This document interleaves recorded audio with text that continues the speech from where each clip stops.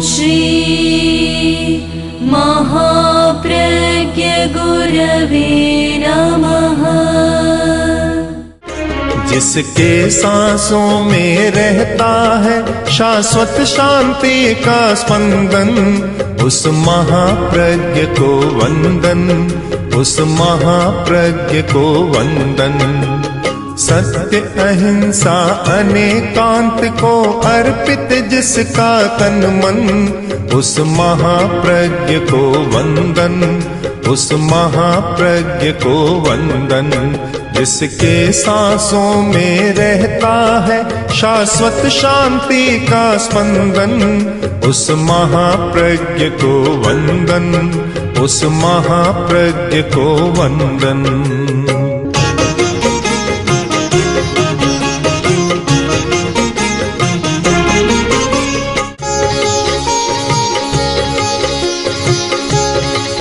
नमो अरहंताणम, नमो अरहंताणम।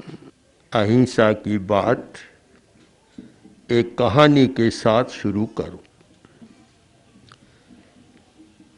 लड़की और लड़का दोनों परिवारों में ये बात चल रही थी कि सगाई संबंध करना है। लड़के वाले एक घर पहुंचे, अच्छा घर था, देखा कि ठीक लग रहा है। घर में गए, बातचीत शुरू की कि हम सगाई संबंध करना चाहते हैं। तो बातचीत आगे बढ़ी तो वर पक्ष के जो लोग आए थे उनसे पूछा कि लड़का कैसा है? तो बहुत अच्छा है। इतना अच्छा और चरित्र भी इतना अच्छा कि सबको एक आंख से बराबर देखता है, एक दृष्टि से देखता है सबको। तो बहुत अच्छी बात है, पक्षपात नहीं है, सबको समान दृष्टि से देखता है। लड़की कि लड़की देखो सामने बैठी है, कैसी है, कामकाज कैसे करती है, कि कामकाज इतना करती है कि एक पग पर खड़ी रहती है व्यक्ति ने। दोनों ओर से अच्छी बात आ गई कि लड़का अच्छा है, सबको समान दृष्टि से देखता है। लड़की अच्छी है, काम से जी नहीं चुराती, एक पग पर खड़ी रहती है। संबंध हो गया, शादी हुई, विवाह हो गया। और अब जब घर गए, बारात आई, देखा तो देखा कि लड़का काना है, एक आंख वाला है। अब क्या करे, संबंध कर लिया। आखिर लड़की गई ससुराल में तो देखा कि लंगड़ी है, एक टांग है ही नहीं पूरी। तब मिले कि भाई हमें धोखा दे दिया। किसने दिया? कि तुमने दिया। तुमने कहा कि सबको समान दृष्टि से देखता है, तो देख लो, एक आंख से सबको देखेगा समान। और तुमने धोखा किया कि लड़की टांग पर खड़ी रहती है, काम करती, ठीक है, एक टांग है ही नहीं। तो हमने झूठ नहीं बोला। झूठ दोनों नहीं बोले, दोनों ने सही सही बात कही, किंतु दोनों नाराज हो गई। अब इस कथा वस्तु का हम सारांश ले कि जहाँ एकांगिता होती है वहाँ काम पूरा नहीं होता। इसलिए हमारे दो शब्द हो गए, एकांगी और सर्वांगीण। एकांगी, कोई भी एकांगी बात अच्छी नहीं होती, वह बात अच्छी होती है जो सर्वांगीण होती है। सर्वांगीण, आदमी के दो हाथ, दो पैर, दो आंखें, दो कान, तो सब अच्छा होता है। हाथ अपना काम करते हैं, पैर अपना काम करते हैं। पैर हमारी गति के प्रतीक है, हाथ हमारी क्रिया के प्रतीक है, आंख हमारी दृष्टि के प्रतीक है। सब अपना अपना काम करते हैं। अगर एक आंख नहीं होती है तो आदमी काना, एक हाथ नहीं होता तो आदमी टूटा कहलाता है, एक पैर नहीं होता है तो लंगड़ा कहलाता है। इसका अर्थ है कि एकांगिता अच्छी नहीं होती, हमारा दृष्टिकोण सर्वांगीण होना चाहिए। हम दोनों पक्षों को देखें, इधर भी देखें उधर भी देखें, परिपूर्ण होना चाहिए। अपूर्ण अच्छा नहीं होता। अगर पूर्ण है तो पूर्ण में से आप कितना ही निकालो। वह उपनिषद का सुंदर वाक्य है, पूर्णस्य पूर्णमादाय पूर्णमेवावशिष्यते। पूर्ण में से पूर्ण निकालते जाओ, पीछे पूर्ण रहेगा, अपूर्ण नहीं बनेगा। इसलिए परिपूर्ण होनी चाहिए। इस लौकिक घटना पर धार्मिक जगत को भी चिंतन करना चाहिए, और वह चिंतन यह है, कोई व्यक्ति ज्ञान योगी बन गया, कोई भक्ति योग में चला गया, कोई कर्म योग में चला गया, तीनों बातें अपूर्ण है। परिपूर्ण कब होता है कि हर धार्मिक में ज्ञान, भक्ति और आचरण, कर्म योग तीनों का समन्वय होना चाहिए। जहाँ समन्वय है वहाँ अहिंसा को पनपने का मौका मिलता है। जहाँ समन्वय नहीं होता वह परस्पर में हिंसा बढ़ने का भी अवसर मिलता है। तीनों बातें परिपूर्ण होनी चाहिए। ज्ञान हमारे लिए बहुत जरूरी है। अज्ञान सबसे बड़ा दुख देने वाला है। ज्ञान के बिना कुछ भी नहीं होता। ज्ञान बहुत आवश्यक है। अगर ज्ञान नहीं है तो कुछ भी नहीं कर सकते। ज्ञान हमारी पहली आवश्यकता है। हम जाने, जगत को जाने, आत्मा को जाने, परमात्मा को जाने और विश्व के कण कण को जानने का प्रयत्न करें। ज्ञान बहुत आवश्यक। शायद हमारी दुनिया में यह कलह झगड़ा भी बहुत चलता है, अज्ञान के कारण चलता है। अज्ञानी आदमी अपनी इंद्रियों पर विजय नहीं पा सकता, अपने मन पर नियंत्रण नहीं कर सकता, तो वह मन की चंचलता और इंद्रियों की आसक्ति व्यक्ति को कलह की ओर ले जाती है। कलह के दो ही कारण हैं, एक अर्थ और एक पदार्थ। अर्थ यानी धन, पदार्थ वस्तु। झगड़े की जड़ तो यही है सारी, इसी को लेकर झगड़ा होता है। जब हम अर्थ को ही सब कुछ मान लेते हैं, पदार्थ को ही सब कुछ मान लेते हैं, किंतु जो पदार्थातीत है, हमारी आत्मा, हमारी चेतना पदार्थातीत है, पदार्थातीत को जानने का प्रयत्न नहीं करते, तब फिर कलह झगड़ा होता है। छोटी सी बात पर झगड़ा हो जाता है। छोटी छोटी बात पर कोई कारण नहीं होता, झगड़ा हो जाता है कि तूने मेरी जमीन दबा ली। छोटी सी बात को लेकर झगड़ा। झगड़ा दो चार हाथ का नहीं, झगड़ा होता है अहंकार का। और अहंकार कब बढ़ता है कि जब दृष्टिकोण हमारा सर्वांगीण नहीं होता, उस समय अहंकार को बढ़ने का मौका मिलता है। अगर दृष्टिकोण सही हो तो अहंकार नहीं होता, पदार्थ का अहंकार होता है। त्याग जब आता है तो अहंकार को पनपने का मौका नहीं मिलता। जहाँ त्याग की शक्ति नहीं होती, स्वार्थ होता है, वहाँ सारा अहंकार हावी हो जाता है। हम अर्थ और पदार्थ को समझें। अर्थ जो धन है, उपयोगिता है, वह हमारे सिर पर हावी नहीं होना चाहिए। धन के लिए सब कुछ नहीं करना चाहिए। आज तो ऐसा हो गया कि धार्मिक लोग भी धन के लिए सब कुछ करते हैं। जब बाजार में बैठते हैं वहाँ धर्म की बात सामने नहीं आती, जबकि धर्म तो वहाँ सामने आना चाहिए। धर्म की कसौटी तो यह है कि धार्मिक आदमी बाजार में, दुकान में, ऑफिस में बैठकर भी किसी के साथ अन्याय न करे, तब तो समझ में आ सकता है धार्मिक आदमी है। धर्म को मानने वाला भी दुनिया को धोखा देता है, धर्म को न मानने वाला भी ग्राहक को धोखा देता है, तो फर्क क्या पड़ा? क्या फर्क पड़ा?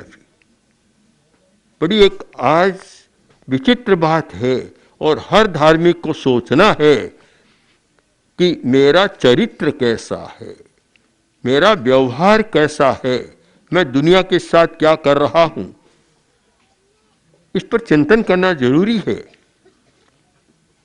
क्यों कि जब यह कहा गया आचार है प्रथमो धर्म, और आचार का मुख्य लक्षण है अहिंसा, करुणा, संवेदनशीलता। यह चरित्र का प्रारंभ बिंदु है। जिसमें संवेदनशीलता नहीं है वह समाज के लिए अच्छा नहीं हो सकता, खुद के लिए भी नहीं हो सकता। संवेदनशीलता करुणा, और करुणा संवेदनशीलता इतनी होती है तब व्यक्ति अच्छा, समाज अच्छा। आप रामायण के प्रसंग को जानते हैं, जब लक्ष्मण के शक्ति लगी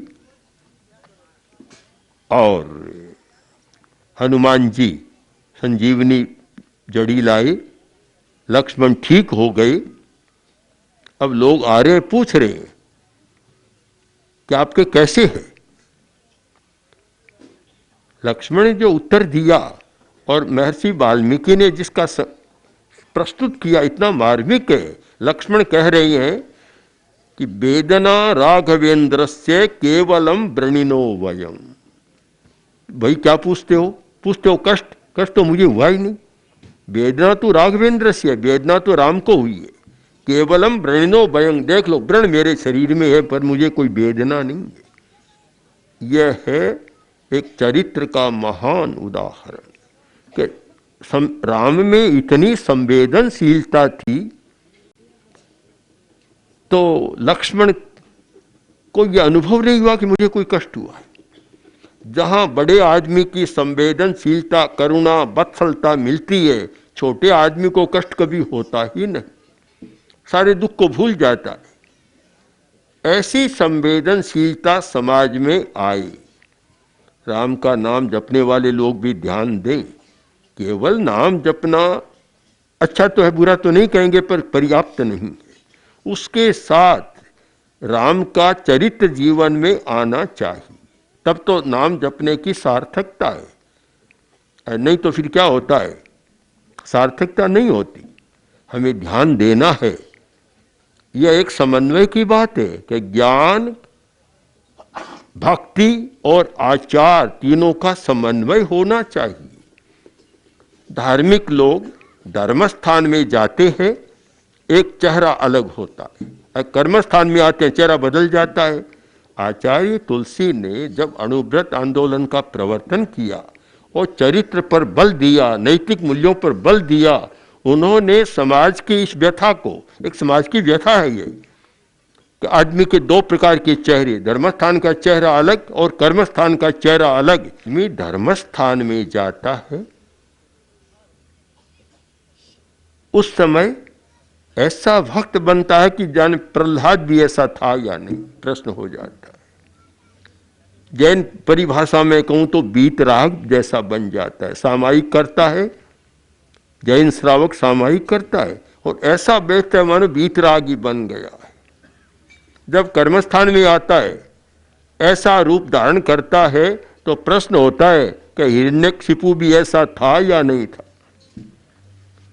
क्रूर कर्म करने वाला बन जाता है, दूसरों का शोषण करने वाला, गला काटने वाला, अन्याय करने वाला, धोखा देने वाला, मिलावट करने वाला, सब कुछ करने लग जाता है।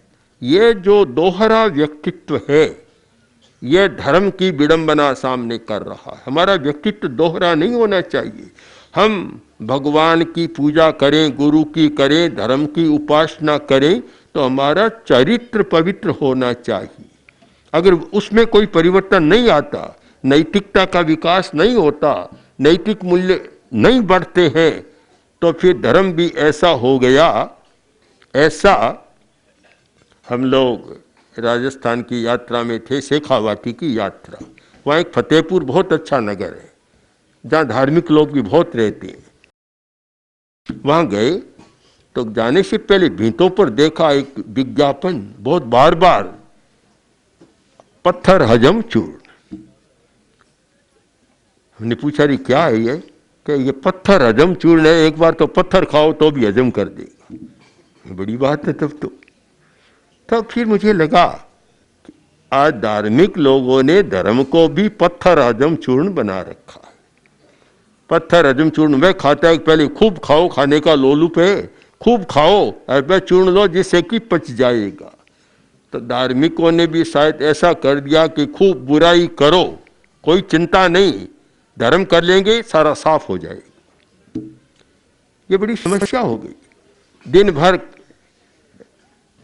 अनैतिक काम करते हैं और शाम को जाकर भगवान के सामने खड़े होते हैं और सूरदास जी की भाषा में प्रभु मोरे अवगुण चित न धरो, समदर्शी है नाम तिहारो, चाहो तो पार करो प्रभु मोरे अवगुण चित न धरो। प्रार्थना बहुत अच्छी है अगर इस भावना से करे कि आज हो गया, कल मैं बुराई नहीं करूंगा। पर पत्थर हजम चूर्ण है, रोज खाते जाओ और पत्थर हजम चूर्ण पचाता रहेगा, तो रोज बुराई करते चले जाओ, अनैतिक व्यवहार करते चले जाओ। शाम को जाकर भगवान के सामने माफी मांग लो और कल अनैतिकता के लिए कमर कसकर और तैयार हो जाओ। ये जो एक विडंबना धर्म के क्षेत्र में हो रही है, इस पर चिंतन होना चाहिए।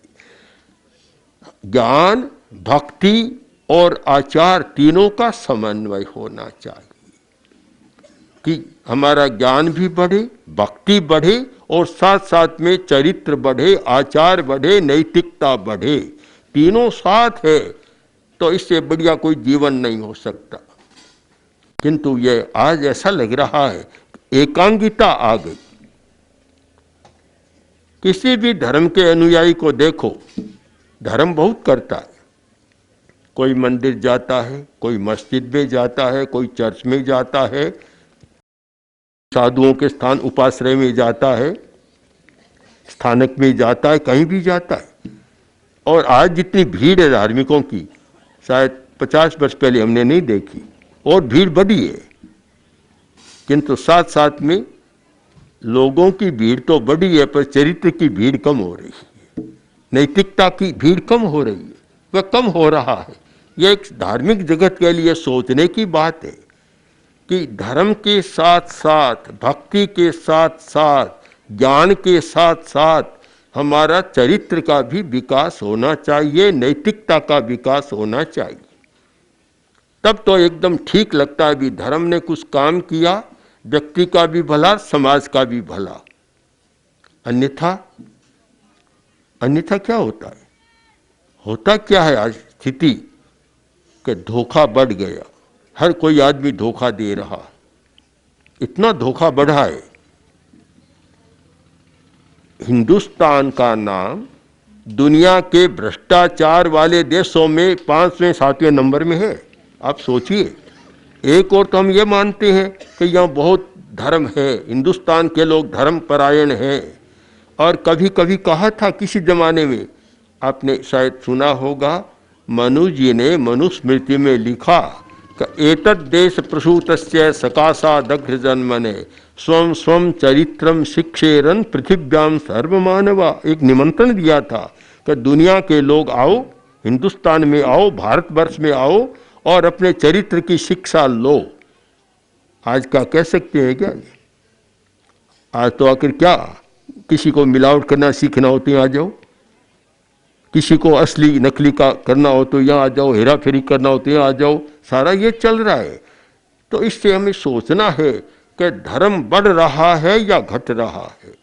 धर्म का बाहरी रूप तो बढ़ रहा है, किंतु धर्म का असली रूप घट रहा है। ईमानदारी, आपने सुना होगा एक समय था जो भारत का स्वर्ण युग कहलाता है कि यहाँ दरवाजे नहीं होते थे, ताला नहीं लगता था, ताला थे ही नहीं, कोई जरूरत नहीं थी कि ताला खुला रहता, दरवाजा खुला रहता, चाहे कितनी संपत्ति पड़ी है कोई डर नहीं। आज ऐसा प्रयोग कर ले, आपका छोटा गांव है, धूलिया में ऐसा प्रयोग कर ले कि सब व्यापारी दुकान के ताले रात को खोले रोक कर छोड़ कर आ जाए, सुबह क्या मिलेगा? ताले भी टूट जाते हैं, नहीं है तो पता नहीं क्या मिलेगा, कोरा मकान मिलेगा और कुछ भी नहीं मिलेगा। कितना अंतर आया है, हमें सोचना इस बात पर। और विशेषतः धार्मिक लोगों का दायित्व है कि वे इस विषय पर पुनश्चिंतन करें। आप लोग भी देखें, पढ़ें, कि नैतिकता के बिना समाज का कल्याण नहीं होता, धर्म भी नहीं होता। मैं तो मानता हूँ धर्म का पहला लक्षण है नैतिकता, ईमानदारी, सच्चाई। तो उसको आप देखें कि हम नैतिक कैसे बने। और मैं तो ये मानता हूँ जो धार्मिक है नैतिक नहीं है, उसे धार्मिक कहने में कठिनाई होती। कोई आदमी आपसे पूछे कि भाई धार्मिक की दुकान बताओ जिसे धोखा न हुआ से मैं खरीदना चाहता हूँ, वहाँ दुकान पर बता दी, गया, धार्मिक तो था पर नैतिक नहीं था। ऐसा धोखा हुआ कि आया, आखिर बोला कि तुमने कहा धार्मिक है, कि भाई धार्मिक तो है, बहुत बड़ा धार्मिक कहलाता है, तो मेरे साथ तो ऐसा धोखा हुआ, मैं तो ठगा गया। ये बड़े प्रश्न है हमारे सामने। इन पर जब धार्मिक लोग मिलते हैं, कथा होती है, वाचन होता है, प्रवचन होता है, सत्संग होती है, इस प्रश्न पर भी चिंतन चलना चाहिए। तो हमारा चरित्र बढ़े, नैतिकता बढ़े। और हिंदुस्तान की जो एक छाप थी, कभी चरित्र किसी से सीखना हो तो हिंदुस्तान में जाओ, उस स्थिति में जा सके तभी हिंदुस्तान जगत गुरु का पद धारण करता था, कर सकता। आज तो नहीं कर सकता, आज तो बिल्कुल स्थिति नहीं है। आचार्य तुलसी बंबई में थे, एक हंगरी से विदेशी आदमी आया, हंगेरियन, हंगरी में यूरोप में रहने वाला आया, नमस्कार कर बैठा और पूछा कि भाई क्या बात है। कि महाराज मैं आया था अध्यात्म और नैतिकता का पाठ पढ़ने के लिए, लेकिन आज वापस जा रहा हूँ। आचार्य ने पूछा क्यों? तो क्यों बताऊं? मैं जैसे ही हवाई अड्डे से उतरा, बाहर आया और आपके पास इधर आ रहा था तो मैंने देखा एक टांगा मरियल सा घोड़ा और 5-10 आदमी लदे हुए उस पर। तब मैंने देखा मैं कहाँ आया, इतनी करुणा नहीं कि बेचारा ऐसा मरियल घोड़ा, इस पर 5-10 लोग आकर बैठ गए। जहाँ करुणा नहीं है वहाँ अध्यात्म नहीं हो सकता, इसलिए मैं वापस जा रहा हूँ। उसने कहा अगर मेरे देश में ऐसा हो तो घोड़ा चलाने वाला, घोड़ा सब जेल में मिलेंगे, बाहर नहीं मिलेंगे। आप विचार करें, करुणा, संवेदनशीलता हमारी हो, हम किसी के साथ कोई अन्याय न करें, फंसाए नहीं, झूठा मुकदमा न करें और भी न करें, धन, अर्थ और पदार्थ के कारण किसी आदमी को सताए नहीं, कष्ट न दें, गरीब आदमी को भी बिल्कुल न सताएं, गरीब को तो सताए ही नहीं। ये सारा तो हमारा जो धर्म के प्रति दृष्टिकोण है, अहिंसा का दृष्टिकोण है। हम समन्वय में विश्वास करते हैं, यानी ज्ञान, भक्ति और आचार तीनों एक साथ होने चाहिए, तीनों के समन्वय में विश्वास करते हैं। वह बात आपको बता दी, आप लोग भी चिंतन करें। मैं कोई आप पर यह बात थोपना नहीं चाहता, स्वतंत्रता देता हूं कि आप लोग भी चिंतन करें कि क्या होना चाहिए। तो विश्वास है कि चिंतन के बाद अवश्य इस निष्कर्ष पर पहुंचेंगे। मैंने कल रात ही कहा था कि समन्वय, कल प्रसंग में कहा था कि समन्वय हमारे लिए बहुत जरूरी। अहिंसा का अर्थ है समन्वय। हम समन्वय करें, बैर विरोध किसी के साथ न करें, समन्वय की नीति अपनाएं तो वह सबसे अच्छा होता है। तो आप लोग भी चिंतन करें। और साथ में यह भी बता दूं कि हम कोरे प्रवचनकार नहीं, इसमें भी समन्वय हमारा, हम प्रयोग पर विश्वास करते हैं।